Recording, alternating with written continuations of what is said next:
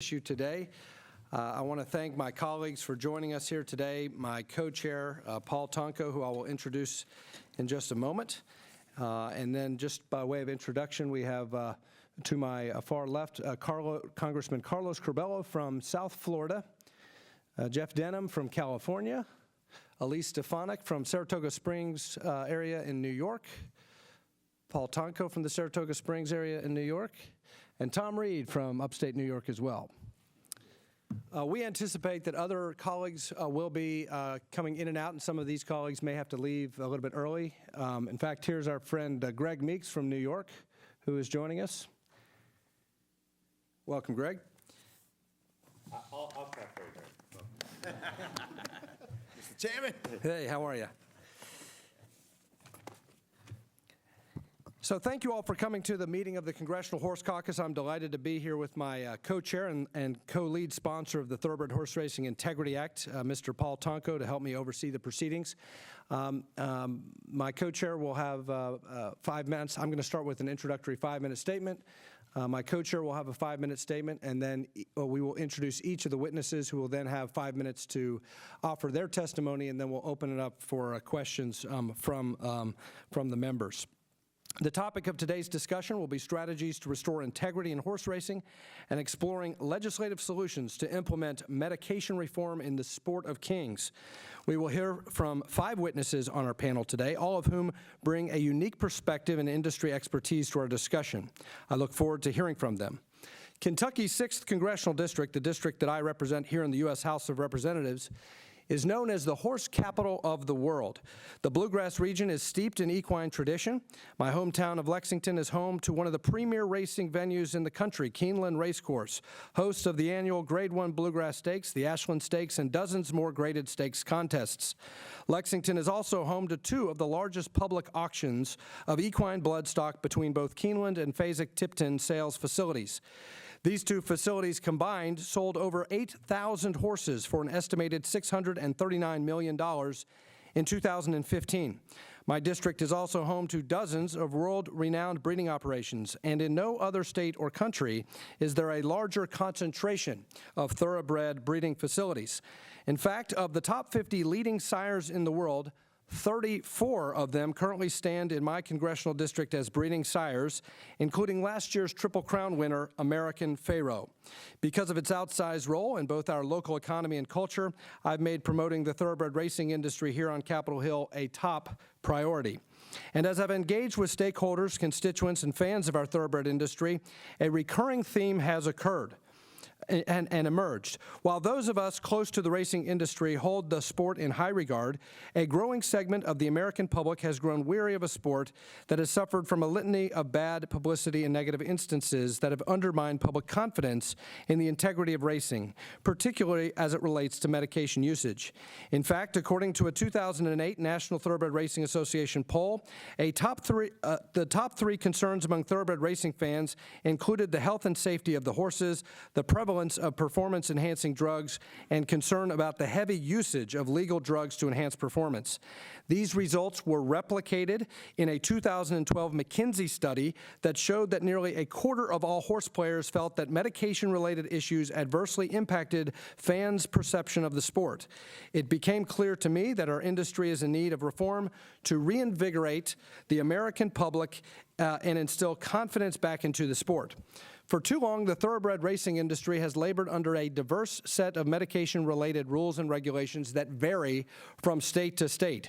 While the racing industry has made strides to adopt uniform standards, the fact remains that to date, only 10 states have fully adopted the uniform standards known as the National Uniform Medication Program.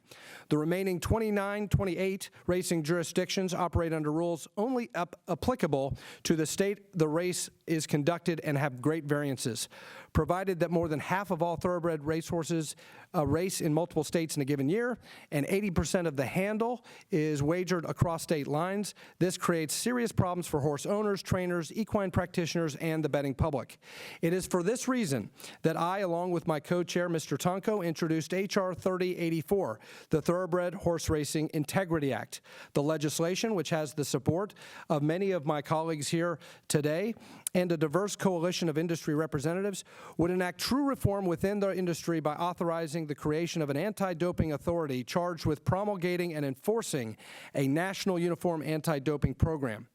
The authority would be governed by a board evenly split with representatives from the anti-doping community and industry stakeholders to ensure that the authority has the proper guidance to fulfill its statutorily mandated objectives of independence, uniformity, and consistency. I believe that the authority would have the expertise, leadership, and strength to bring about reform and restore public confidence in thoroughbred racing. I remain excited by the energy and enthusiasm behind our reform effort, and I look forward to continuing to work with my colleagues in the House to promote the legislation. My goal from the onset of this pursuit has been to use medication uniformity and reform efforts as a platform and an opportunity to promote a sport that we all love. I'm truly proud of the coalition and the support our bill has earned, and I'm confident that our support will continue to grow in the coming months.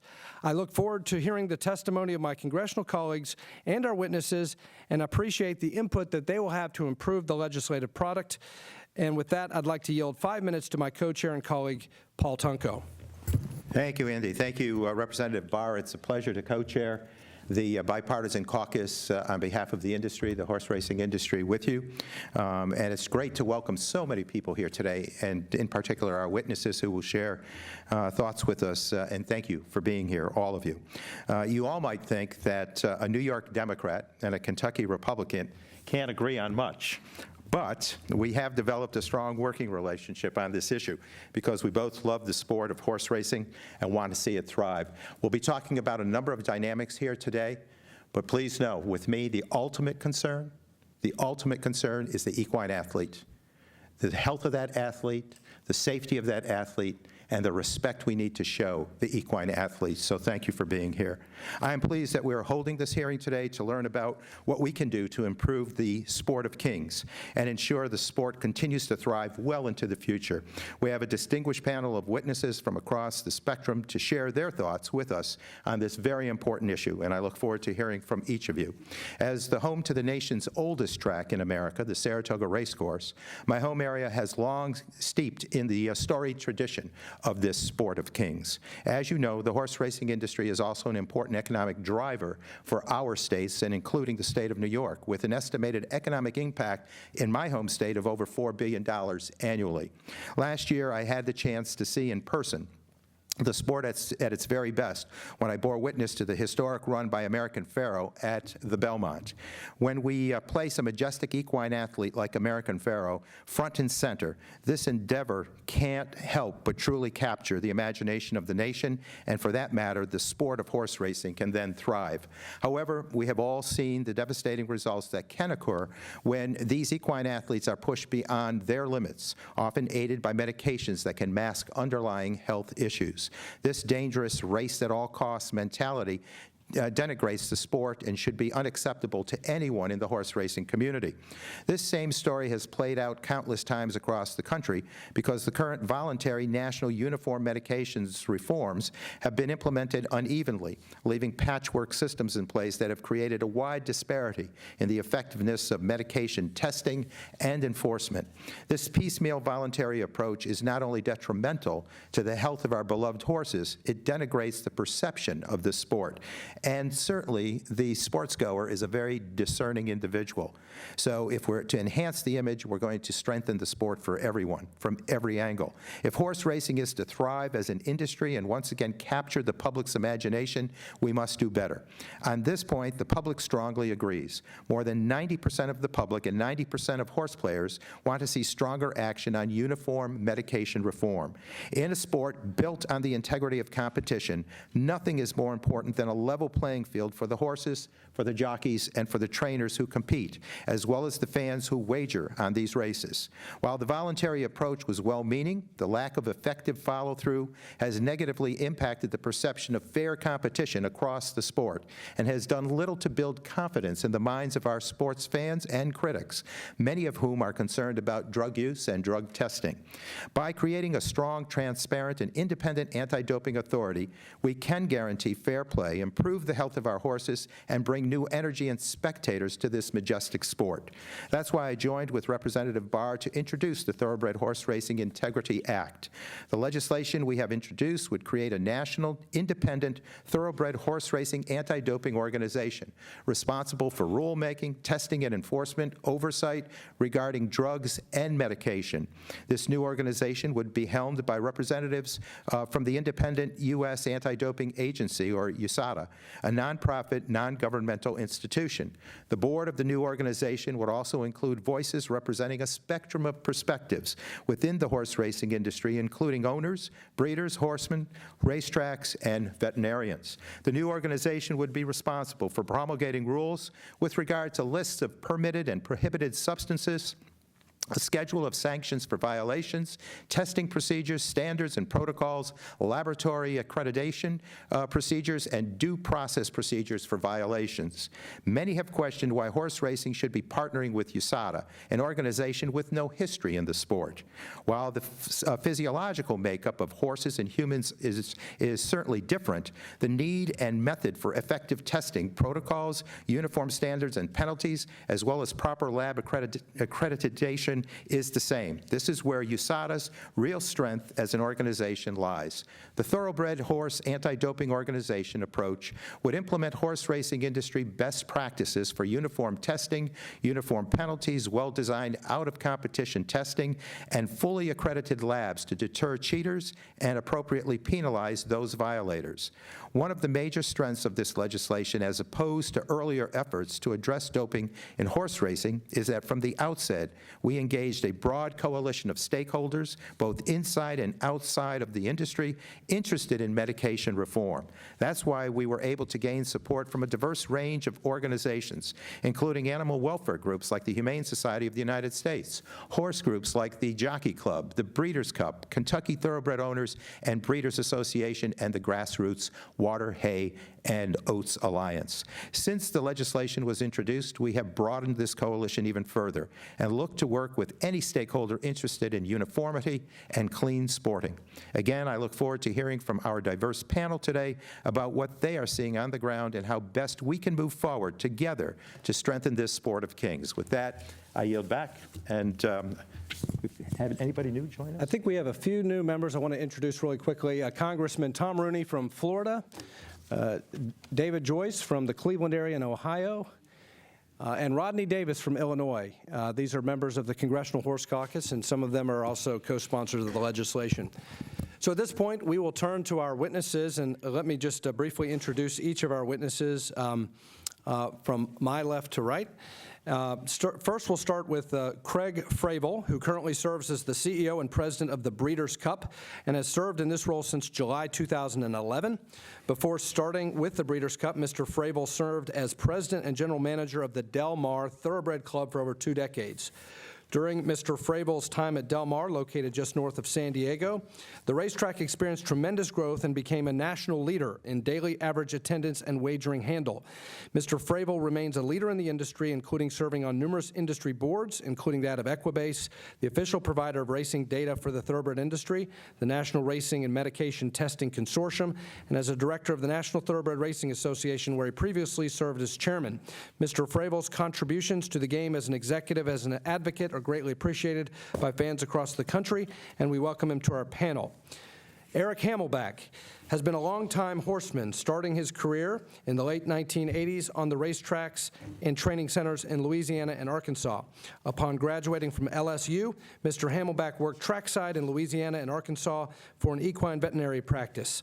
In 1994, Hamelback was given the opportunity to move to Kentucky, and specifically to my congressional district, to work at Prestonwood Farm, which would come to be known as Windstar Farm in Versailles, Kentucky. Following his time with Prestonwood, Mr. Hamelback served as general manager for Adena Springs from 1997 until he was appointed as the CEO of the National Horsemen's Benevolent and Protective Association in 2015. We welcome Mr. Hamelback to our caucus hearing and look forward to hearing his perspective on this important matter. Bobby Flay, better known as Chef Bobby Flay to millions of his fans, is a passionate owner and breeder of thoroughbred racehorses and has been since his first ever trip to Saratoga Racetrack as a young man. Since then, Mr. Flay has gone on to achieve international fame through his work as a chef, television personality, and restaurateur, but all the while he has maintained a steadfast love for horses and the thoroughbred racing industry. Mr. Flay has raced multiple black-type winners, including More Than Real, winner of the Breeders' Cup Juvenile Fillies Turf, and more recently last year on Derby Day, he won the Humana Distaff Stakes with Dame Dorothy. Mr. Flay serves as a board member of the New York Racing Authority and has been a terrific ambassador for the game for decades. We welcome Mr. Flay here to Capitol Hill. Joe DeFrancis began his career in racetrack management in 1984 under his father, then owner of Pimlico and Laurel Racetracks, Frank DeFrancis. From September 1989 until November 2002, DeFrancis was the chief executive officer and controlling shareholder of the Maryland Jockey Club, the corporate parent entity of Pimlico Racecourse, home of the Preakness Stakes, the middle jewel of thoroughbreds racing's famed Triple Crown, and Laurel Park. After serving at the helm for nearly 2 decades, in 2007, DeFrancis sold his majority stake in the tracks, but was kept on by the acquiring company as a key advisor and board member. Joe DeFrancis remains an industry advocate and currently serves as the managing partner of Gainesville Associates, LLC, a family company that he owns together with his sister. And finally, we have with us Chauncey Morris. Chauncey serves as the executive director of the Kentucky Thoroughbred Association and the Kentucky Thoroughbred Owners and Breeders, a horsemen's group and trade association representing the thoroughbred breeding and racing industries in Kentucky. Mr. Morris assumed his position in August 2014. Previously, Mr. Morris served as CEO of Thoroughbred Breeders Australia Limited in Sydney, Australia from 2011 until 2014. Mr. Morris also served as a sales marketing associate for the Keeneland Association from 2005 to 2011 and was an integral part of the sales team responsible for developing new domestic and international markets. Mr. Morris is credited with developing the Emerging Markets program on behalf of Kentucky breeders. This is responsible for over $500 million in new sales from racing countries on 6 continents since his inception. We welcome Mr. Morris. And with that, we'll begin with Mr. Fravel for 5 minutes. Thank you, Mr. Chairman, Chairman Tonko. My name is Craig Fravel, and as you mentioned, I'm the President and Chief Executive Officer of Breeders' Cup Limited, which administers the Breeders' Cup World Championships, comprising 13 Grade 1 races over 2 days in late October or early November. The purses and awards distributed over those 2 days exceed $26 million annually, and since its founding in 1984, the Breeders' Cup has exemplified the best in international thoroughbred racing. As the meeting ground for champion thoroughbreds from around the world, the Breeders' Cup is acutely aware of and highly proactive on issues concerning integrity, safety, and equine welfare. Our organization has, from its founding, believed that the integrity of the competition is paramount, and we have led by example in establishing best practices such as week-long veterinary inspections for pre-entered horses, 72-hour pre-race surveillance, state-of-the-art laboratory testing, out-of-competition testing, and track safety. During my career, I've participated in the formation and supported the work of the Racing and Medication Testing Consortium, including the development and implementation of the National Uniform Medication Program and model rules. Like many of my colleagues, I agree that in 10 years we have made laudable progress towards improved laboratory standards, uniform rules, and thresholds for therapeutic medications, as well as third-party administration of Lasix. So why, then, am I here in support of this bill? Simply because we should not confuse progress with success, and we should not be content with a system where there is dramatic room for improvement. So while I believe that there are jurisdictions in our country that are doing a fine job in the regulation of medication, my home state of California comes to mind, as does the Commonwealth of Kentucky, where I now make my home. That is not true elsewhere. I ask this question in the context of racing today, where horses cross state lines and international boundaries by Federal Express. If we were to start from scratch, would we create a system for the regulation of a national sport with 38 different rulemaking entities and enforcement bodies answerable to 38 different state legislatures, or would we create one streamlined entity to make the rules and enforce them? After all, the basic physiology of a horse does not change when it moves from New York to Florida, and the objective remains constant: to cross the wire in front. So while we have made progress, there is still much that can be done to eliminate what James Madison described in 1787 as the local mischiefs, in favor of what he called the national object. His language referred to the replacement of the Articles of Confederation by our Constitution, perhaps more momentous, but in this industry, we continue to suffer from local mischiefs. Not to pick on one state, but to focus on Florida for a moment, which I think is illustrative. In 2015, statutory provisions effectively precluded adoption of the national, prior to 2015, statutory provisions effectively precluded adoption of the National Uniform Medication Program in Florida. Those regulations were promulgated by the RMTC and the RCI in the fall of 2012. In August of 2013, industry organizations filed a petition to initiate rulemaking with the Florida Division of Parimutuel Wagering. And following industry meetings that year, all segments of the industry coalesced around support of the uniform rules and agreed upon statutory changes, and proposed rules were presented. Unfortunately, in May of 2014, the legislative session ended without action. More than a year later, amendments to Florida's statute were signed into law, and after some of the regulatory revisions were finally adopted effective January 1, 2016. As we sit here today, the Florida Equine Testing Laboratory is not RMTC accredited, and third-party LASIX administration has been implemented only through house rules by racetracks. Again, while progress has been made, it is incomplete after almost 4 years. Clearly, the current system, and it's not just Florida, is inherently inefficient, and that the regulatory process can take years and not months. By contrast, the system contemplated by H.R. 3084 shrinks 38 rulemaking and enforcement bodies to one. It builds upon the work, scientific and regulatory, done by the RMTC and RCI to categorize therapeutic medications and establish withdrawal guidelines and thresholds. It establishes a governance organization with international expertise and credibility in the form of USADA. It assures impartial decision-making by eliminating financial and other potential conflicts of interest on the part of decision makers. It assures adequate funding for research, education, testing, and enforcement, which is currently lacking in many states. It permits implementation agreements with capable state commissions. It institutionalizes industry and scientific expertise in the regulatory process. Finally, it creates a system that makes sense. And I want to thank both of you for your concern for our industry and the members of this committee for inviting us to be here today to talk about this. Thank you. Thank you. The gentleman's time has expired. Mr. Hamelback is recognized for 5 minutes. Good afternoon, Representative Barr, Tonko, other distinguished members of the Horse Caucus. I'd like to thank you on behalf of the National HBPA, Horsemen's Benevolent Protective Association, for allowing me to speak here today. Within North America, without question, the National HBPA is the largest horsemen's group representing owners and trainers all over the United States as well as in Canada. Many of the states here represented on the caucus, such as Florida, Indiana, Kentucky, Ohio, New York, all are under the HBPA flag. Members and are open without restriction to all owners and trainers through licensed racing authorities. We appear here today to voice our sincere concerns with the provisions of House Bill 3084. As this caucus is aware, thoroughbred racing is, and our industry is one of the most highly regulated industries and sports in the world.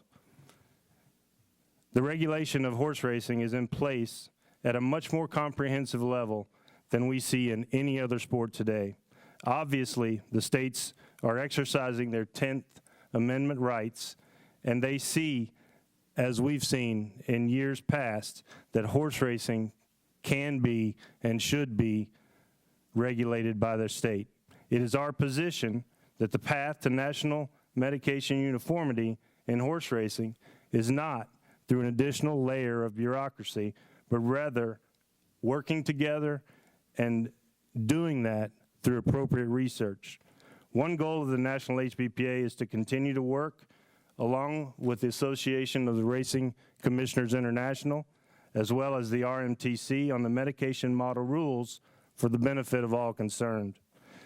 The ARCI has made significant progress by crafting a set of uniform rules, as described here, mismatched set of regulations across many racing jurisdictions. This set of rules, known as the NUMP, is a crucial starting point for achieving our national uniformity. And we will, as an organization, continue to support that goal of uniformity. As we all know here, House Bill 3084 is under reconstruction. Why is that? Maybe because most of the opponents of this bill lie in the majority. How many of those enlisted in the press releases supporting House Bill 3084 do so without some conditional concerns themselves? The effect of the Interstate Horse Racing Act, the makeup of the governing board that was described here, the exclusion of board members whom do not have a vested interest in our industry, the uncertainty of the financial backing described in the bill, the turning over of states' rights to a private organization, the inexperience of USADA with equine testing, the issues revolving around the very uniform policies that would be implemented, all of which are valid concerns and they need to be addressed. Labeling those who oppose House Bill 3084 in its current status as obstructionist is an inflammatory statement and it's incorrect. Those who refuse to allow their opponents a seat at the table for an honest and open discussion are the true obstructionists, in my opinion. Failure to be objective or failure to clearly and carefully consider constructive criticism of the current national uniform medication policy will only lead to further division in our industry. Threatening critics with a federal bill which has been deemed likely unconstitutional by the Congressional Research Service is truly counterproductive to the end goal of all the members within our industry. While we thank you for the opportunity to be here today and to verbalize our opinion, we also find ourselves looking from the outside in after repeated acts to try to be a part of the process to implement and put together a bill for the industry. This bill has 4% hopes of passing currently. Somehow, despite this, the discussion of medication uniformity via an added layer of democracy to our sport continues to dominate our press. As stated several times within the last few months, the National HBPA, its affiliates and members, will stand ready to be fully supportive of national medication policies. We will work with any government agency or industry group to develop a goal of uniformity without federal government as a regulator, because we believe it is counterproductive for our sport. Again, thank you for allowing us to express our concerns today. We hope that we will continue to be included as horsemen in considerations for changes to the future bill, and hopefully the proper consideration will be held for our equine athletes. Thank you, Mr. Hamelback. Your time has expired, and now we will turn to Mr. Flay. Co-Chairman Barr and Tonko and members of the Congressional Horse Caucus. My name is Bobby Flay. You may know my name from the food, restaurant, and television business, but today I'm here to talk to you about my other business, the American thoroughbred industry. I'll give you a brief resume of my involvement in the business. I breed and race both in America and in Europe. I buy and sell breeding bloodstock and racehorses in both places as well. Currently, I'm on the board of directors of both the New York Racing Association, appointed by the Governor of New York, Andrew Cuomo, and the Breeders' Cup, voted in by my peers in the industry. I am proud to say that I am the sole person to serve on both boards. As a side note, both organizations are supporters of this coalition. I serve on these boards because I care about the game and the business that is thoroughbred racing. I've been outspoken in the past, and I think it's safe to say that most people in the thoroughbred industry know my stance on medication and doping, both legal and illegal. There have been countless hours and dollars spent to try to unify the American thoroughbred industry from within. Because we are a sea of individual jurisdictions, we have not been even remotely close to getting everyone on the same page. And I can say that with the utmost certainty That will never happen. We need federal oversight, and we need it now. First, let's talk about what is legal. The most common medication administered to a horse on a race day is Lasix, an anti-bleeding drug. When my friends outside the horse business ask, why an anti-bleeding drug, I explain it to them like this.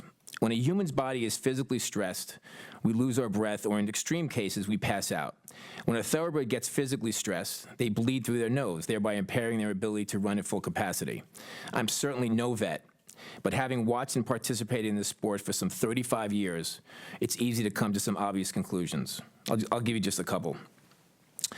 First of all, one, Lasix is without a doubt a performance enhancer, which is why almost every horse entered in a race will be medicated with it. Without it, you're basically giving up any hope of competing. The second, and this one perhaps even more telling, is just how detrimental the effects of the drug are on a horse post-race. A horse racing on Lasix will have lost approximately 30 to 55 pounds or more when weighed the morning after a race. They become dehydrated, and then they need to begin to climb back uphill to put on the weight they've lost, all the while continuing to train to be a world-class athlete. If you just think about that scenario for a second, it's just crazy. I remember going to the track with my friends in the early 80s when the state of New York did not allow Lasix. Horses that were sound would race about every week or two. Now, because of their recovery time from Lasix, sound horses are running every 4 to 6 weeks. It's a big difference. I have heard people say that the breed has gotten weaker. I'm sorry, but I just don't buy it, especially since the practical truth is right in front of us. Oh, and one more thing. We're the only major racing country in the world that allows race day medication. We're on an island by ourselves, and frankly, we can't afford to be. Illegal medications are a whole other story. I mean, at the moment, Lasix is legal, and while other countries and continents, especially Europe, look down upon us for using it, it's still under the heading of allowed medications.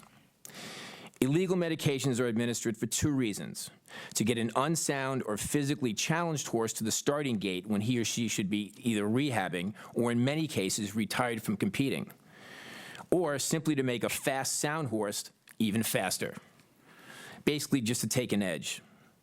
To me, it's just another form of race fixing. It's cheating the betting public, it's cheating the owners, the trainers, the jockeys in the race, and frankly, it's cheating the entire American thoroughbred industry. Because of our reputation of rampant drug use, legal or not, in our racehorses, America is automatically placed at the short end of the trading stick, and our strength in trade with Europe, which is so vital to our existence, is in real jeopardy. Every time I visit a racetrack or go to a sale overseas, I hear the same thing over and over. The American thoroughbred product is tainted. And I have that in very bold letters on my sheet of paper here. The word tainted gets used over and over. It's a statement that gets used all the time by some of the most prominent people in the world of thoroughbreds. They don't want to breed to our mares. They don't want to use our sires. They feel like they're not getting a pure product because, as they say, it's tainted. And it's not just of the moment illegal drugs, but also the allowed Lasix that every horse gets on a race day in America. To me, the argument is a slam dunk. We have tried and tried unsuccessfully to unify the American racing game for a really long time. We need a new regulatory body. We intend to empower the United States Anti-Doping Agency, better known as USADA, to help police and patrol drug use in thoroughbred racing. To be clear, it's the coalition's intention to be funded in its entirety by the industry, not by the fans and not by the federal government. We need to rebuild the reputation of American horse racing so that the general public understands without question that we are putting the health and well-being of the horse first and foremost in this equation. We need quality racing, we need no drugs, and we need to toss the people who don't want to play by these rules out of the game just like every other major jurisdiction does. I'd be willing to publicly debate anyone who has the nerve to stand up and take the stance that racing is better with drugs. I just don't see it. It benefits no one who wants to play by the rules. Thank you for your time. Thank you. The gentleman's time has expired, and before we introduce Mr. DeFrancis for his 5 minutes, we want to welcome to the caucus meeting the Majority Leader, Kevin McCarthy from California. And now Mr. DeFrancis is recognized for 5 minutes. Thank you. You could turn your microphone on. There you go. Thank you. Congressman Barr, Congressman Tonko, members of the Congressional Horse Caucus, good afternoon, and thank you for giving me this opportunity to testify before you today. I hope that because I've worn two very different hats over the course of my 35-year career in the horse racing industry, I can offer you a unique perspective on this critically important legislation. My years as the CEO and controlling shareholder of the Maryland Jockey Club have made me acutely aware of the economic issues and business challenges that must be overcome for horse racing to be a viable industry and a successful business. I'm also proud to be currently working in an advisory role with the Humane Society of the United States on horse racing issues and in establishing a National Horse Racing Advisory Council at HSUS. My work at HSUS reminds me on a daily basis of the responsibility that everyone involved with the horse racing industry has to take all reasonable steps to ensure that horses are treated humanely. Unlike human athletes, who can at least exercise some degree of personal choice regarding what substances they put in their bodies, equine athletes are 100% dependent upon us, humans, to treat them humanely and properly. The bottom line is that the welfare of the horse and the welfare of the business of thoroughbred horse racing are not mutually exclusive concepts.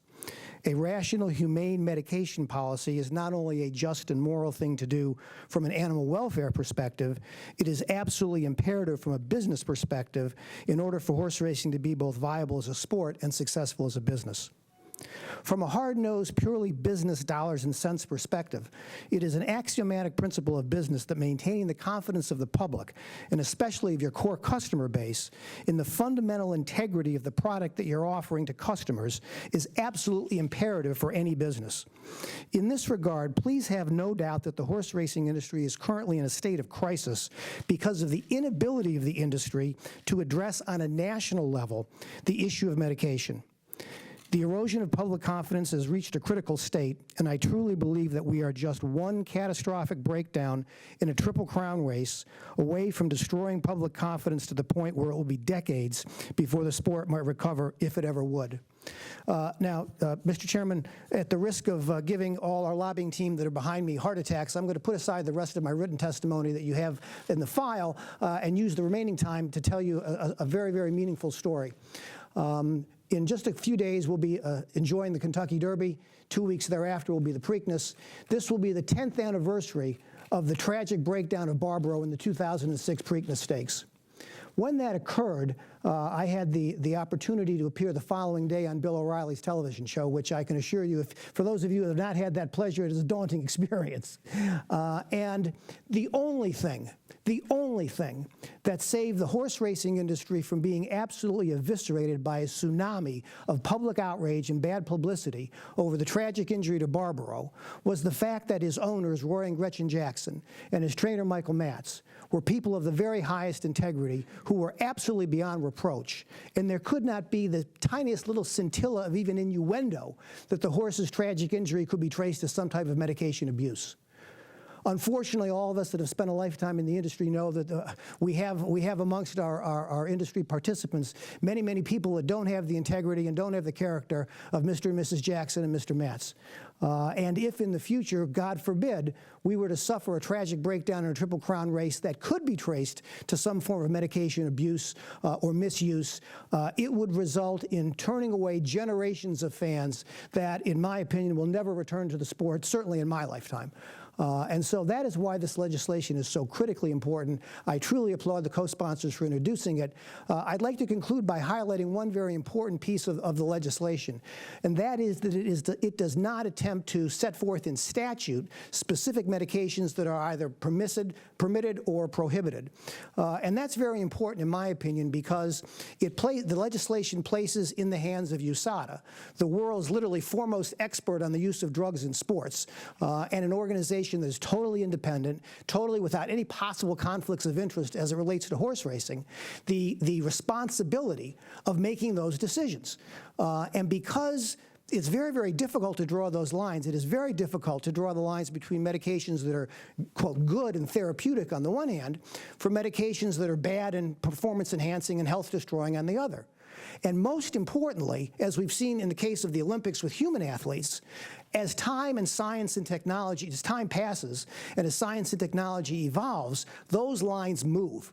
And so by giving USADA not only the authority but also the flexibility to set those lines and then move them over time as science and technology and technological advancements would dictate, we're really creating a situation that's going to solve this medication problem. Thank you very much for your time and attention. Thank you. The gentleman's time has expired, and before we move to our final witness, I do want to introduce another member of Congress who has joined us, Congressman Ted Yoho from Florida, who is himself an equine veterinarian and a co-sponsor of the Thoroughbred Horse Racing Integrity Act. And with this, we move to our final witness, and Mr. Morris is recognized for 5 minutes. Thank you, Congressman. Chairman Barr, Chairman Tonko, and members of the caucus. My name is Chauncey Morris, and I'm the Executive Director of the Kentucky Thoroughbred Association. A horseman's group is defined by the Interstate Horse Racing Act of 1978, representing owners and trainers, and the Kentucky Thoroughbred Owners and Breeders, a trade association representing the thoroughbred breeding and racing industry in Kentucky. Thoroughbreds are vital to the economy of the Commonwealth of Kentucky. Tens of thousands of Kentuckians are directly employed by breeding and racing, caring for horses, which generated over $1 billion in all sources handle in 2015 from 5 racetracks. It is our signature industry, and the one sector which we perform at better than all other 69 countries which have thoroughbred racing around the world.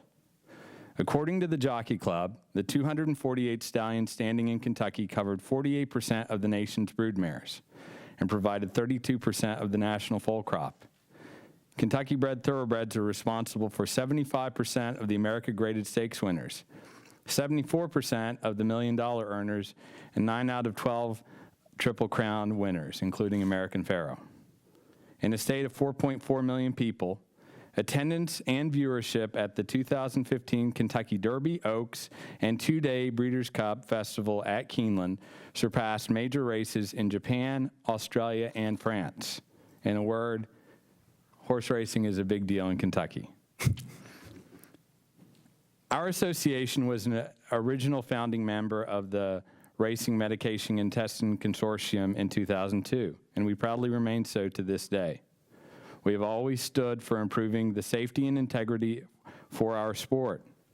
Good faith in our product and positive public perception enables trainers to fill stalls, owners to proudly identify with racing, and breeders and racetracks to create profit.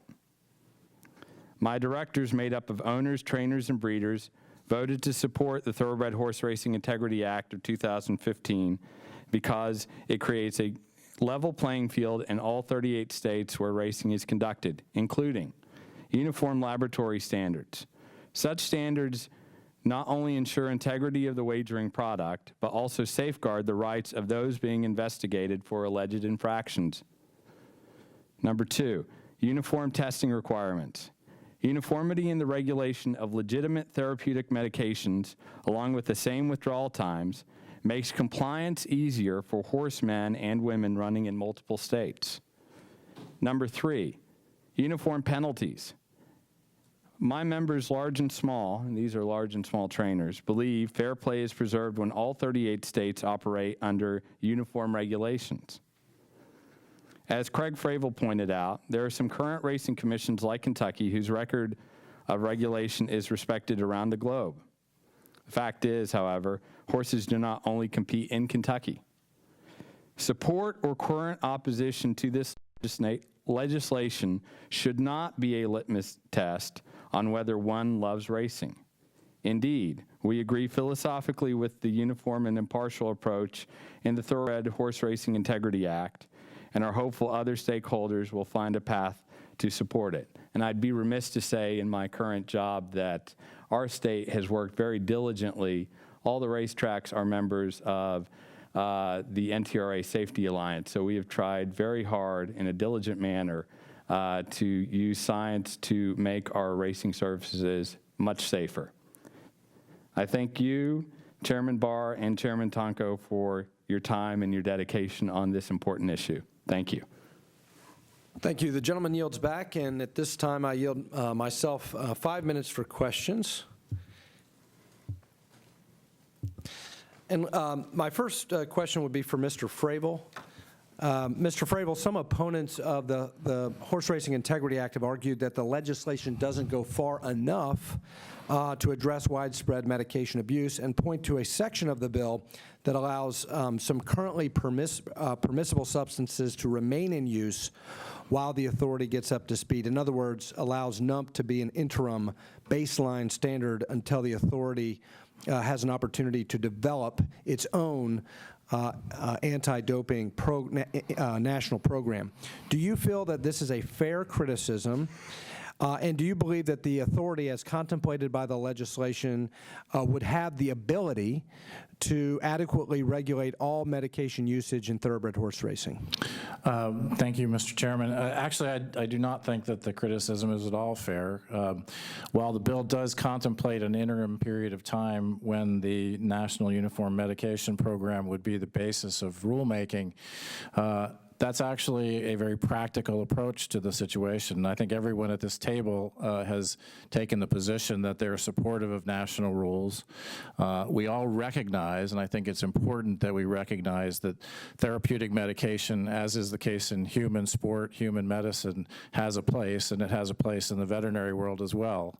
And to act like therapeutic medications are never going to be used on animals is, I think, a derogation of our responsibilities to those animals. Thank you. Thank you for your testimony. If I can just move on to Mr. Hamelback. Mr. Hamelback, I appreciate your testimony, especially the acknowledgement that there is widespread consensus, even among folks who disagree with this particular approach, in the need for a national uniformity in medication rules. And while we may differ on how we believe the best approach to implement this change, we both remain committed to that overarching goals. One of the concerns that you raise in your testimony about the current draft of the legislation is it's implicating the Interstate Horse Racing Act and how the bill would affect the current structure of our industry under the IHA framework that has stood for the past 38 years. As we explore possible changes to the current draft to expand our growing coalition to accommodate concerns of stakeholders like the HBPA, would removing compliance with the authority's anti-doping program as a condition for sending an interstate signal as authorized by IHA, in other words, removing reference to the IHA as an enforcement mechanism, would that cause the HBPA or other like-minded organizations to change your position about the approach authorized by the Horse Racing Integrity Act? Thank you, Representative Barr. Certainly, if that verbiage was taken out, it would be, once again, the same process that we're going through now. We have to evaluate what's in the bill. Again, there are several issues that we take concern with, along with the effect of the IHA, but most certainly that is one of, if not the most important issue that we have and stand in opposition towards this bill. So removing a reference to IHA as an enforcement mechanism would be a step in the right direction from the standpoint of BPA and help improve the bill in your mind? That is correct. Thank you. And Mr. Morris, we've heard from critics of the Horse Racing Act, that the Horse Racing Integrity Act, that state-by-state efforts to adopt uniform standards are making significant progress. That, in fact, was the testimony of Mr. Hamelback, and that the need for federal intervention is unnecessary because of the work of the RMTC and other bodies such as that. As a careful observer of the thoroughbred racing industry, would you concur with that criticism? My answer would be, excuse me, my answer would be that out of 38 racing jurisdictions, only 9 of those have adopted all the measures of the NUMP, as it's called. This is something that we find going state by state. There might be a lack of resources. There might be a lack of political will. But just something breaks down since we've started this process that disallows other states coming on board and providing uniformity to their racing jurisdictions. And I would once again note, to follow up your point, only 10 have adopted the program in full. 10 states have adopted the program in full, and 5 have not adopted any of the 4 pillars. 9 have only adopted 1 pillar. 4 have adopted 2, and 4 have adopted 3 pillars. So to your point, there is clearly a great diversity of rules in each of the states, and no matter what progress we've made, we have a long way to go. And I thank you for your responses. I yield back, and I yield now 5 minutes to my co-chair, Mr. Tonko. Thank you, Representative Barr. And Mr. Fravel, let's start with you. There's been concern out there expressed, if not outright criticism, that the Integrity Act would replace the action of the involvement of state racing commissions. Do you share that opinion?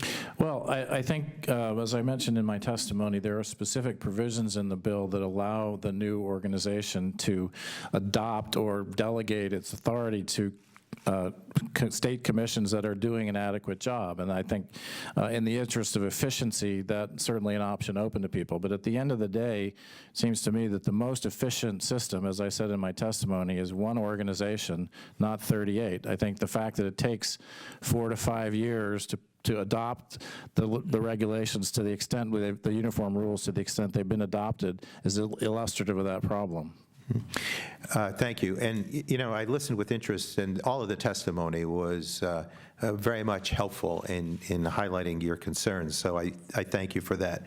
Mr. Hamelback, in your testimony, I believe you mentioned support for a national standard of medication. Is that correct?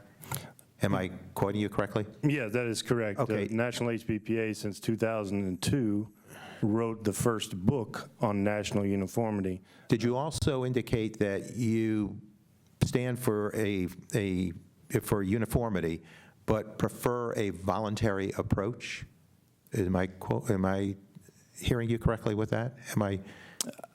I don't believe that voluntary was the wording I used, no. What would it be in order to carry forth with that uniformity? If you have this patchwork of responsiveness to a national standard? Senator Tonko, or Representative Tonko, I'm not sure I understand what your question is. Well, you're calling for, you believe in a uniform approach for medication purposes and what's allowed. And what we've had is a voluntary response by states. Do you think that, you know, without a nationally imposed standard that's carried through, could we hope for the ultimate result that we're all actively pursuing here? Absolutely. No, I do. And the reason that I believe that, I believe it is very apparent when you look at the controlled medication therapeutic schedule, there's 26 current jurisdictions that have adopted it. And the reason is that they are pushing towards uniformity. The problem with other, as Congressman Barr pointed out, there are other jurisdictions that have not adopted the entire NUMP process. Why is that? Because there are faults with them. And what I would hope everyone would understand is that when faults are brought about, when concerns are risen, they need to be addressed. Once those concerns, as we have shown in the past, anabolic steroids completely abolished in 18 months. The performance-enhancing drugs are 100% banned within our medication programs. The discrepancies of what thresholds are utilized now, in addition to the contaminants that are not currently listed within the NUMP, all have issues and concerns for horsemen, and most importantly within NUMP, as you see, most recently the American Quarter Horse Association pulled out of the multiple medication violation system because there are issues with them. Not because they don't want it, but when you have a point system that's based off of one medication, whether it's ended with mitigating circumstances to be found a contaminant, you still have points. That has caused many litigious issues in many different jurisdictions because it's not correct. Yeah, I would still share the concern that that can be handled by a national panel that's enforcing national standards, and I don't quite understand the argument of what we're giving up in that equation. Mr. Flay, let me move to you with the concern that you expressed about, perhaps purchases from across the Atlantic and the impact that our industry or the condition of our industry has on those transactions. Can you develop that a little deeper for us? Yeah, I mean, I think that our trade in America with Europe is obviously vital to the industry. It goes back and forth. It's like any other trade, it's cyclical. A lot of it has to do with the euro versus the dollar and on and on. And, but over the last 10 years, we've garnered a reputation of having tainted bloodstock due to the fact that we allow race day medication in all of our racehorses every time they race, and that we have basically allowed people to get away with cheating and lots of drug use for enhance the racehorse. So basically, the reputation that we have in our bloodstock is that let's put it this way: they don't want to buy it. They're not interested as much as they used to be. I'm not saying that you won't find somebody from Europe buying an American horse every once in a while, but we're definitely on the short end of the stick. So, for instance, I'm a proud American. I want to buy as many things American as I can, but I will tell you that over the last 5 years, I've bought more bloodstock in Europe than I have in America. I don't want to have to do that. The gentleman's time has expired, and now we thank you, Mr. And now we recognize the gentleman from Florida, Mr. Curbelo, for 5 minutes. Thank you to both the chairmen. I especially want to thank Congressman Barr for working tirelessly to educate his colleagues on this issue. He has just done amazing work. I'm here because I care about horse racing. As you all know, it's a big deal in South Florida. I grew up not too far from Hialeah Park, historic track, and because I care about horses. These are special animals that have amazed and inspired humans for a very long time. So I thank the gentleman for inviting me to be a part of this. Mr. Fravel, I want to ask you, under the current system, is it at all possible to come up with a uniform set of standards, or is that just totally elusive and an unlikely scenario? I think it is possible, but the delay inherent in it is almost excruciating. If you think about the process that it takes, let's assume that everyone was in agreement on the current uniform rules without hesitation, and new developments took place scientifically or medically that indicated things needed to be changed. The process requires that you go to 38 states, some of them which require legislation to accomplish a change, and you try to go through the administrative process of 38 states. As I mentioned, I originally come from California, where to adopt a new regulation is at least a 9-month process. So you can imagine how long it takes to make changes to adapt to a world that is constantly changing. The emerging threats in medication in the human world and in the equine world are constant, and the ability to adjust quickly and rapidly is important. Our industry is not structured with 38 different states trying to do the same thing in a way that it can be that adaptive. Mr. Hamelback, I saw you reacting to that.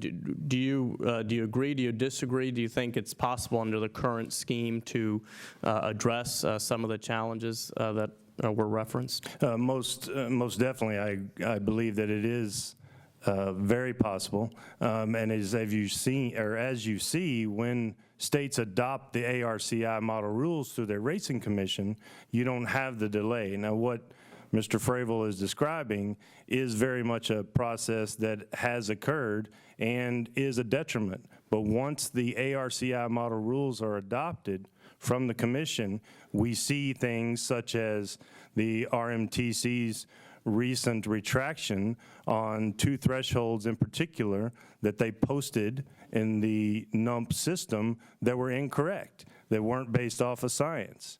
And so we have now a model rule in place, and those xylazine and omeprazole will be changed because they're within the model rules, not through a legislative process.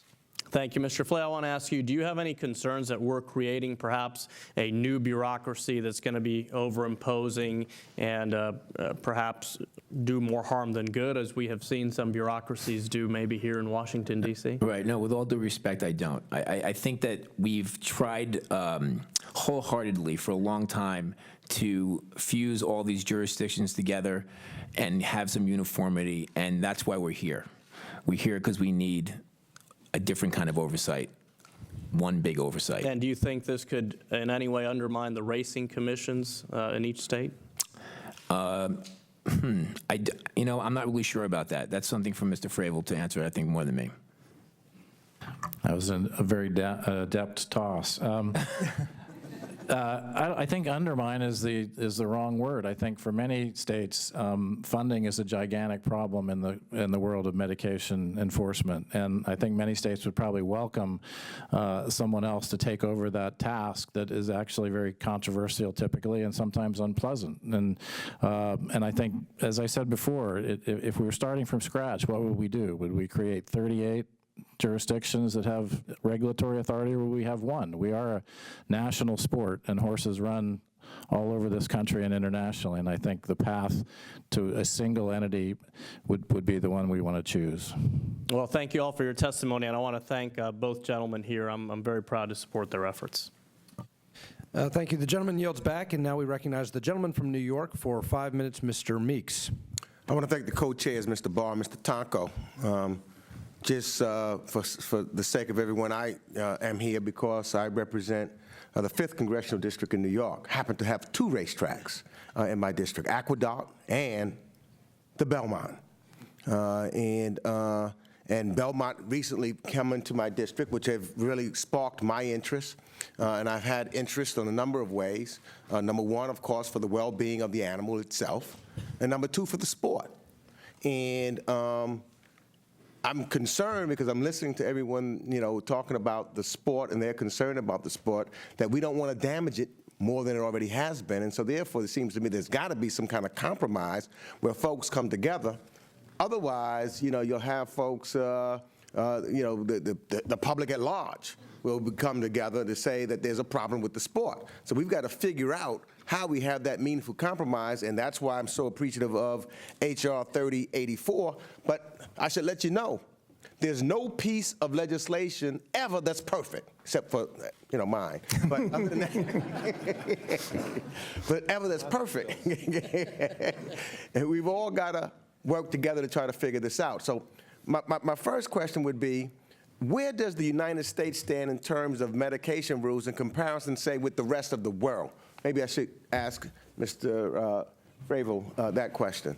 And in what ways does it, well, just tell me first, how do we compare with the rest of the world? Well, I think the first and most obvious is that the United States remains the only jurisdiction in the world other than Canada that permits the administration of furosemide on race day. And that's, in some senses, the elephant in the room. It's the one thing that nobody really likes to talk about, so I have to give Bobby credit for being willing to talk about that. And in many cases, I think that underlies the concern with what this bill does, which creates one entity that could make that decision, and I think people are concerned about that or worried about that.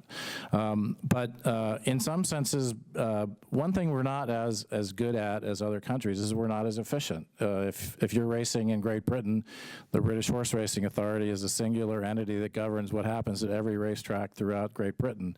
And the coordination of rules amongst participant countries in the European Union is very close. Most of them follow the International Federation of Horse Racing Authority withdrawal times, testing thresholds. But I will tell you, no one in this world is perfect. And as I said before, we have jurisdictions in this country that do a great job. We have great laboratories, the University of California at Davis, for example, that do a great job. Other jurisdictions in this country spend very little money on their drug testing. There can be differentiations as much as $50 spent on a drug test in one state and $200 spent in another state. And that's what we're trying to fix. We're trying to make everything as good as the best, not everything as good as the worst. Now, Mr. Hasselbeck, I think I heard you say that forget about trying to get everybody on the same page. which concerned me because we have to get everybody on the same page some kind of way. Otherwise, folks are going to, I'll have the animal interests coming in and saying that we've got to stop this because it's cruelty to animals. I'll have the those who are race aficionados coming to say that well, the game is rigged and so therefore this is not fair to the consumer, etc. So we've got to get on the same page some kind of way if we can. So why don't you think that there can be some compromise so that maybe we can have one single standard? Because I know, for example, just leave this, I was shocked getting into, as I said, new member, with Belmont Racetrack, and there was a big deal a few years ago with whether or not a potential Triple Crown winner, whether or not they would run in the race or not, because the difference in the rules from one track to another.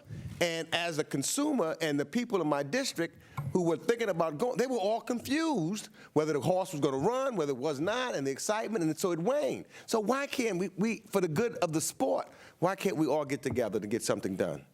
I'm not certain where you heard that we were not in favor of uniformity. We 100% are, so I'm not exactly sure where that comment came from. So how do you do that without having, say, a piece of legislation like the Thoroughbred Integrity Act of 2015, 3084? Well, first let me address the complication that you heard or remember about at the Belmont would not be addressed with 3084. That was because of a nasal strip, a piece of equipment, and again, is not a medication. Again, I will state once again, working through the ARCI and with the RMTC and other groups that are doing proper research, I think most definitely uniformity can be achieved. The problem, as is with many things in our industry, it's funding. Now, USADA gets a multi-million-dollar grant from you federal government. We don't get anything for research. We have to raise our own money. Maybe if we got some of the money that USADA was granted each year, we could do our own research and further our research. The RMTC will tell you they don't have enough money to research the 26, now going to 32. Don't want to cut you off. I know my time might be out, but Mr. Fravel, how would you respond to him on that? Well, I would tell you that the current draft of the legislation does not require money, but it does create a mechanism to raise enough money to do proper research, to educate people, trainers, as well as owners in the proper medication issues. You must have a different draft than I do. Well, regardless, there is a path to success here, and that's what we're trying to achieve.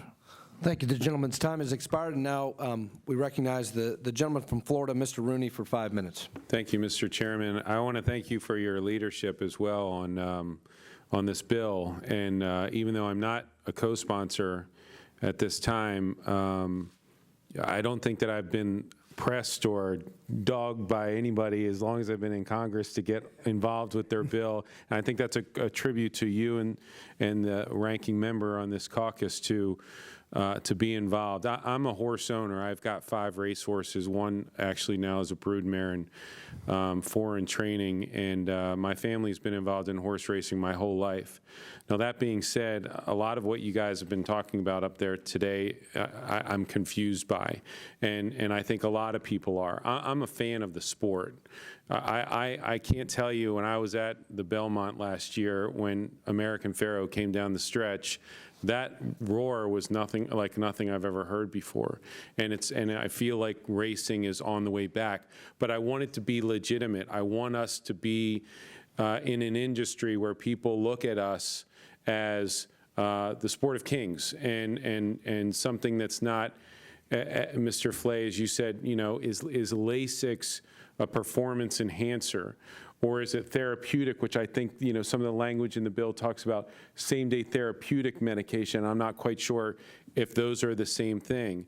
I didn't know that they don't do similar things in Great Britain, and maybe it takes a horse longer that's on LASIK to come back. My horses, if I can get them every 30 days, that seems normal, but I didn't know it could be quicker maybe without LASIK. So this is all you know, a learning experience for me, and I want to be part of the solution to Congressman Barr's efforts here. And if there's subsequent legislation that we can come together on, I hope that's true, that we can be there. But something has to be done, and that's why I'm here, so that our industry, this industry that we're all part of, will be something that our children, it's National Take Your Children to Work Day. This is Sean Patrick Rooney. Will also be involved in our sport and be proud of it.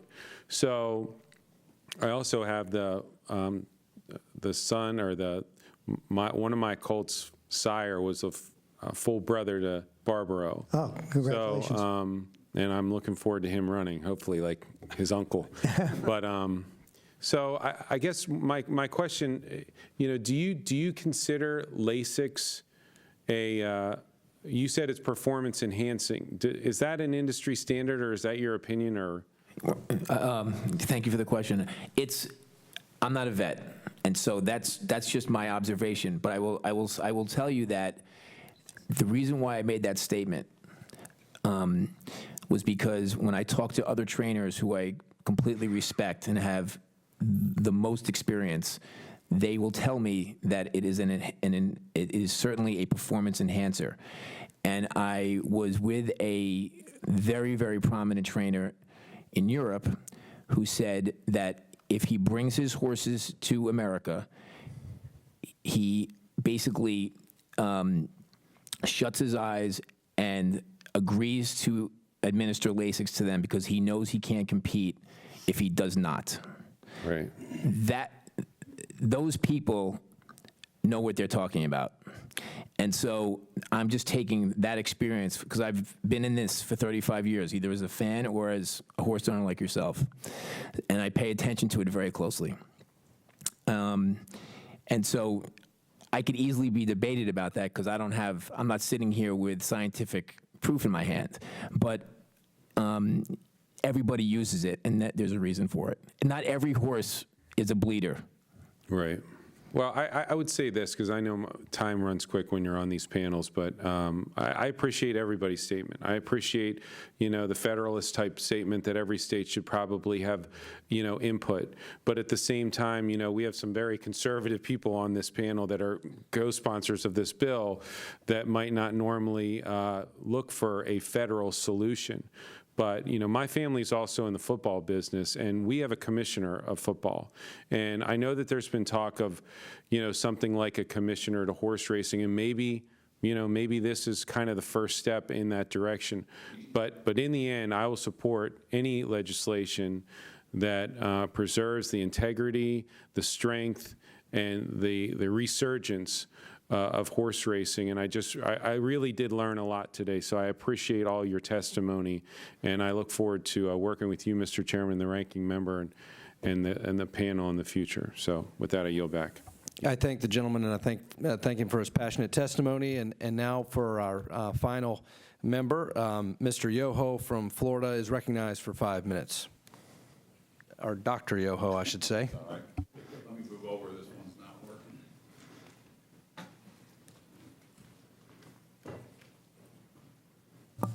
Appreciate y'all being here, taking the time to come up here. And I noticed going through all this, and I haven't heard any talk about Florida racing. I need to invite you to our state. I appreciate you letting me come here from your state. Being a veterinarian for 35 years, you know, I've been on both sides of the horse, you know, south end and north end. And not that that has anything to do with this. I did a lot of broodmare work, and, you know, we've seen the integrity of the business improve. I remember my first job as a veterinary assistant down at a harness track. I saw all kinds of crazy stuff. I was about 19 years old. I wasn't in the profession yet, and I just knew what I was seeing was not right. And thank God, you know, your industry has cleaned it up, like you're talking about the steroids. The integrity of this sport rests on a couple things. One is the integrity of the owner and the trainer to do what's right, and the other one is to make sure we're doing what's right by the animal so that we have athletes, and these guys are superb athletes, the way they perform. And I've seen them, just the pride a lot of horses have when they're running. They know they are on, they know who they are, and it's amazing to see that attitude being spilled out there, and they know they are athletes and they're top athletes. And so the integrity of the sport rests on what you guys do as an industry.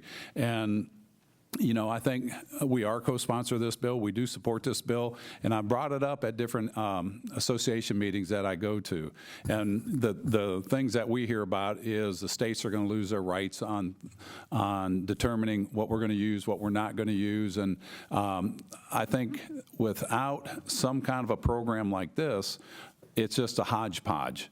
And that's why we have a uniform weights and balances. That's why when you go to the gas pump in any state, a gallon of gas is a gallon of gas. And this is kind of the same way. And if you don't come up with a standard in your industry, that standard is going to be dictated to you by the federal government. So I applaud the direction that this bill is and that the industry is coming together. And Mr. Flay, and I sit here in front of the icons of the industry, and I appreciate what you guys do. As a leading figure and promoter of the thoroughbred horse racing industry, have you found it difficult to recruit newcomers to the sport because of the negative perceptions that loom over racing about the prevalence of drug usage? Absolutely. I think the public perception, the representative that was here before, I think was Meeks. Yes, he said something about he's concerned that at some point the public's really going to look down upon the sport. Well, that's why we're here. That's already happened a long time ago, and we're trying to climb out of that. I try to bring as many of my friends, as many people who are interested to come to a horse race, and get them involved as much as I possibly can. Because I know once I actually expose them to it, they fall in love with it. But then when they have to start thinking about investing their money, investing their time, there's a problem because they're not sure it's all on the up and up. And it's a really hard argument to fight. Okay.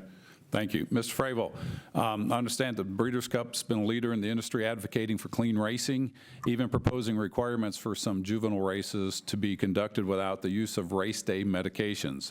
Can you describe, in your experience as you and your organization have tried to implement these changes, what type of reactions do you receive from stakeholders in the racing industry about that requirement?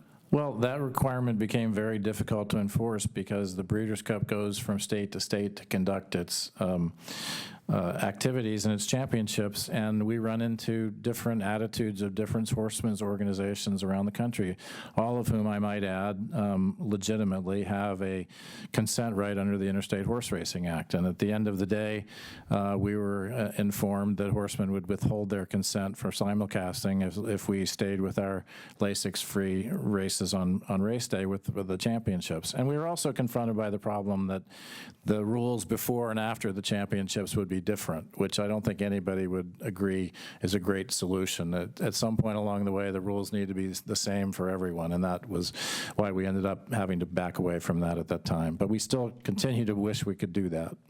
What would you, do you see this bill as bringing everybody together pretty much on the same page and, setting a standard? Well, I think at the end of the day, you're going to have a single arbiter. Now, just like the United States Supreme Court is the single arbiter of the constitutionality of laws in this country, many of us may not agree with what they decide in one case or another, but we all respect their judgment and process to do that. And hopefully what we're trying to create here is an organization that we can respect, that will have great process, impartiality, disinterest, so that the rules that are made are something we can all get along with, even if we don't happen to like a particular one or a particular outcome. And again, I think you guys, with the direction this is going, to set a standard that you come together for the integrity of the sport, the industry, the owners, the breeders, trainers, all that in one side, and then the integrity and the safety of the athlete, the equine athlete. And if we do this, and you guys stand there as representatives of this, people will look at this industry and say that was a bygone era when that happened. They have cleaned up their act, and this is something that we all can take pride in. So thank you for putting this together, Ranking Member, and Mr. Tonko, thank you for this and for the opportunity to come and share my opinion. Thank you, and the gentleman's time has expired, and we appreciate him bringing to bear his expertise on this matter. We're going to entertain another round of questioning for the remaining members who are here, and I'll yield to myself for no more than 5 minutes. Just a few follow-up questions that I have. To Mr. Morris, Mr. Hamelback made the point that uniformity can be achieved through the existing entities that have been working on these issues. He cited the RMTC, he cited RCI. I know there have been efforts, for example, for non-federal attempts at uniformity, for example, interstate compact. Those efforts have failed. And I know that this Congress, for 30 years, if you go back into the congressional record, you can look at hearings such as this in the early 1980s where there was interest in achieving uniformity, and here we are 30, 40 years later, and we still haven't achieved that. So the question to you, Mr. Morris, is why can't uniformity be achieved under the existing system or through RCI or the RMTC or the commissions in the 38 different jurisdictions? Congressman Barr, as everyone has made mention of, since 2002, for over a decade, the industry has earnestly tried to come together. And just as you said, you put the metrics out. You had 10 states out of 38.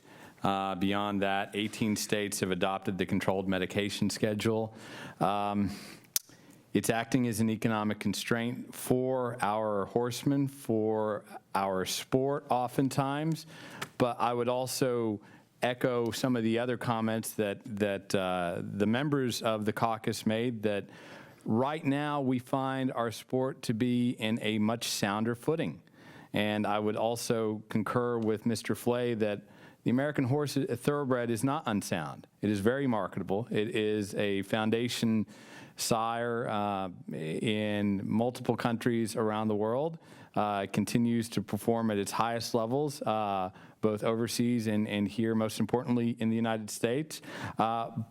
And we will keep trying to come up with a solution earnestly together. But for over a decade, that has failed. Just as a follow-up to your point, obviously you have a great amount of experience internationally. You've worked and observed thoroughbred industries in multiple countries, including jurisdictions outside of the United States. Do you mind sharing with the caucus how those jurisdictions regulate medication use and enforcement, and how are they different than the United States? I think that for most Part 1 countries, those being the leading racing countries around the world, most of Northern Europe, which would be the United Kingdom, Ireland, France, Germany, Japan, now Hong Kong, Australia, they have vertically integrated, with the exception of Australia, which also has a state-by-state model, they have vertically integrated racing associations and or horse racing authorities that are quasi-governmental, that are empowered with the similar types of powers as Tejada is empowered with in yours and Congressman Chairman Tonko's bill. In Australia, it is a dissimilar model in that each principal racing authority, state by state, and in the two territories, they do come up with their own rules, but there is a umbrella organization was formerly called the Australian Racing Board, now it's called Racing Australia, which there is that path to uniformity. There are constant meetings throughout the year where we're going to come up with uniformity within our system. This happened under the cobalt threshold. So in the last 18 months, Australian racing has been besieged by cobalt positives from 6 of their leading trainers, 5 of which are no longer training because they what some would say received career-ending suspensions. But these, New South Wales, Victoria, were on a similar page there. So even though there's a state-by-state model, there is still some sort of mechanism where you have uniformity. It's along similar lines between places like Japan, where you have NAR, you have two separate tracks. You have sort of an A-League track and a B-League track. The procedures, the standing operating procedures and regulations for therapeutic medication, they are similar. And they are uniform, and we do not have that in the United States. No, sir. And British Horse Racing Authority is an independent, non-governmental agency like the Horse Racing Anti-Doping Authority would be analogous authority in our legislation. Correct, very much so. And it also evolved into something which, talking about what some other members had said, cleaning up their sport, they found through some scandals that had nothing to do with medication policy, but race fixing, that their current authority model was not as operating as an efficient manager, efficiently to manage the integrity of horse racing, which is a very important activity in Great Britain. This morphed into the British Horse Racing Authority. Okay, and that fixed the problem. Yes, sir. And my final 30 seconds to Mr. Fravel, very quickly. Some have criticized our legislation as not having the ability to address race day medication. And in fact, some have suggested that the legislation, because it creates as an interim standard, the NUMP standard, adopts the NUMP standard, that it would somehow codify race day medication. Do you agree with that characterization? I think critics on both sides of the race day medication are critical of this legislation because, one, it doesn't specify what's going to happen on race day yet. And two, on the other side, they are concerned that it will specify through Tejada what will happen on race day. So basically what those of us who have supported it agreed to support it on that basis because we believe that an effective decision-making process and an informed decision-making process is our best friend. If we happen to lose on the Lasix issue down the road, I guess that's the price we pay for a good system.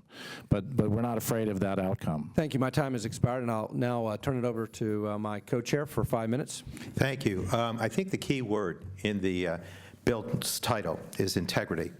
And as mentioned so many times here today, and even by myself earlier, integrity in terms of health of the equine athlete. The athlete has no say over which drugs are being administered to the athlete. Public safety to the athlete, the equine athlete, and our jockeys, absolutely important. And then integrity from the perspective of those investing in the industry, and certainly those who are participating as sport fans.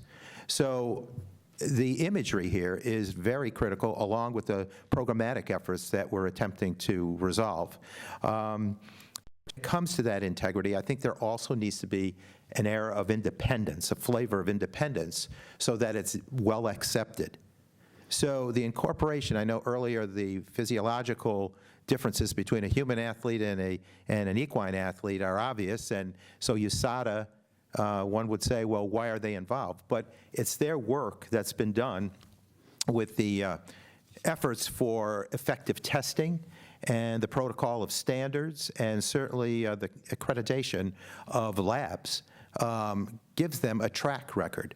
So my first question to this panel, and if you could answer yes or no, do you believe that USADA offers an air of a flavor of independence to the body as structured?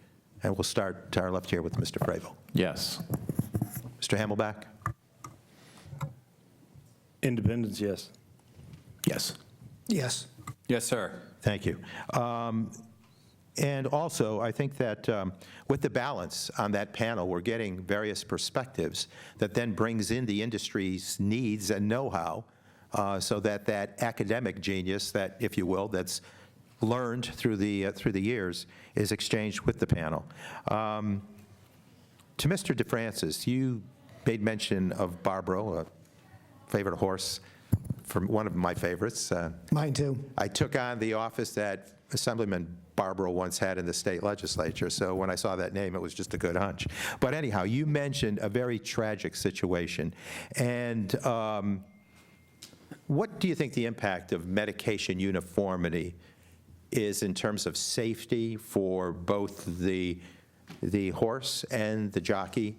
Using perhaps some of that past experience or looking forward, what would it mean in terms of providing for that safety? It's just imperative. There's been a lot of discussion this afternoon about whether this bill is necessary or whether it can be done on a state-by-state basis. And one would always hesitate to predict the future, but I think I can say without any reservations or qualifiers that if we leave it to the states to do this on their own, on a state-by-state basis, not only will it not get done in my lifetime or your lifetime, Congressman Rooney, it won't get done in your son's lifetime or in his son's lifetime. And the reason for that is that the individual jurisdictions compete vigorously with each other to draw horses to their races. And the sort of unspoken dirty little secret is that permissive medication policy is one variable, one manner in which they compete. And so you get involved in this race to the bottom, and that's what we've become involved in over the course of the last 20, 25 years, where there have been some victories, of course, with the steroids and other things, but the regulations have become, in each state, more liberal than the other. And if we try and leave it to the states to resolve this on their own, as I say, it will never, ever happen. Mr. Flay talked about the international aspects of this. I can tell you unequivocally that internationally, we are literally a joke. I had dinner with a very famous racing writer who I won't embarrass by naming. He had just come back from a trip to Australia. And he was telling me a story, asking me, he said, well, gee, you guys have far more stringent medication rules than we have in the United States, specifically the issue of Lasix and race day medication. And he said, don't you have bleeders in Australia? And they all laughed and said, yeah, we send them all to the United States. I mean, we've become a dumping ground for horses with infirmity on an international basis in this regard.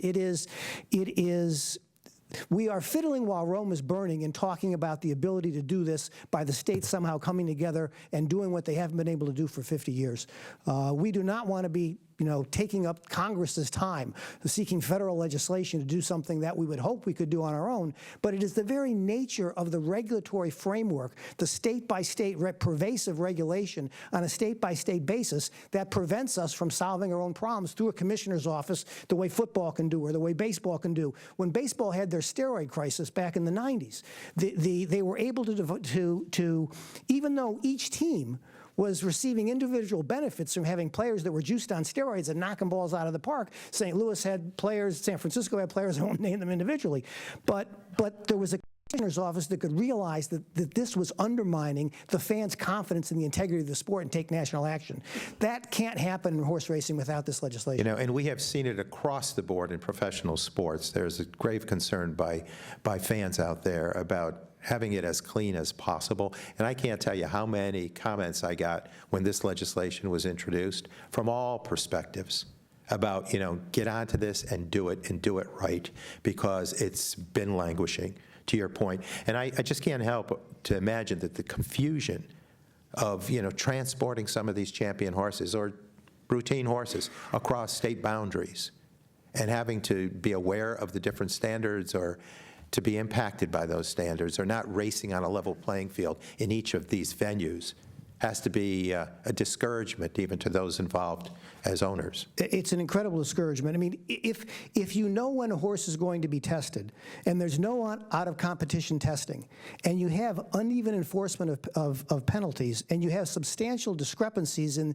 a state-by-state basis in terms not only of the standards but the competence of the people that are enforcing those standards, you can't possibly have a medication policy that's going to work and going to protect the equine athletes from potentially a catastrophic injury.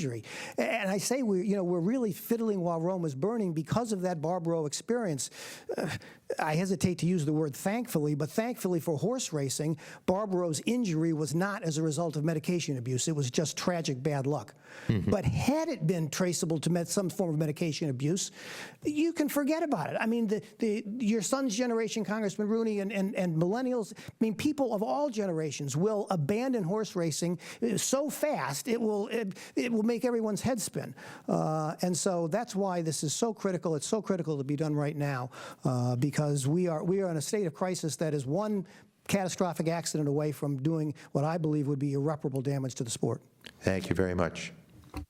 The gentleman's time has expired, and I thank my co-chair for his leadership. Representative Tonko, you've been a great colleague to work with on this important issue. I appreciate your leadership, appreciate your passion for this issue, and I want to thank all of the witnesses for your testimony. Obviously, there's a lot of interest in this issue, as you can see by the crowd that we had here today. We had a lot of interest from our colleagues, and I want to thank all of them for their probing questions and their interest in this issue. Clearly, there is consensus that there is a problem with a lack of uniformity. Even among the diversity of opinions expressed here today, I think we clearly see that the status quo is not working, that the status quo is something that we need to reform. There's a lot to celebrate in thoroughbred racing. American Pharoah was a huge shot in the arm to this industry. We obviously have a lot to celebrate in terms of the economic activity and the jobs that are produced, and it is because of that, it is because of the love of the sport, it is because of the economic impact that this sport has on our economy and our states. We need to preserve the industry, and we need to enhance it. And we need to enhance it, in my judgment, through uniformity, through integrity, and through safety.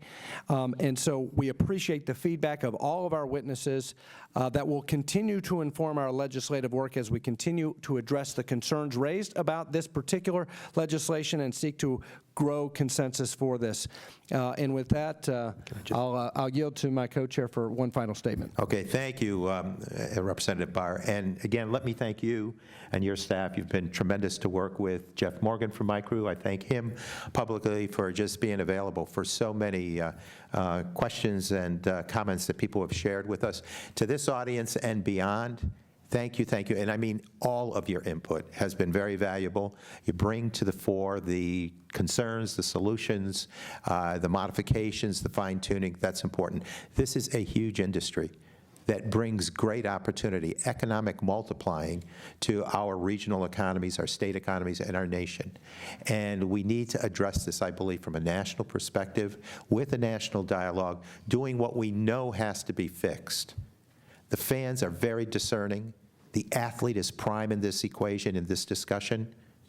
That respect that that athlete deserves, has earned, ought to be driven by us in this process. So we're going to develop the right public policy. I believe this is a great start.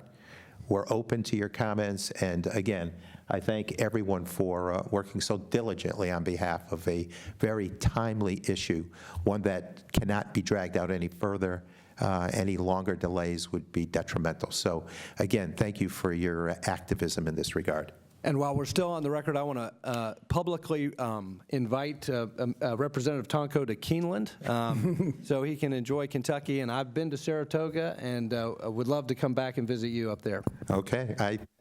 I feel a good season coming on. So thank you, everybody. Thank you very much. And without objection, a final piece of testimony has been asked to be entered into the record. The testimony submitted by Robert Anthony Tony Chamblin, Executive Director of the National Horsemen's Benevolent Protective Association prior, and also a former president of the Association of Racing Commissioners International. Without objection, his testimony will be entered into the record. We are adjourned. Thank you. Good job. Thanks a lot. Thanks. Good job. Thanks.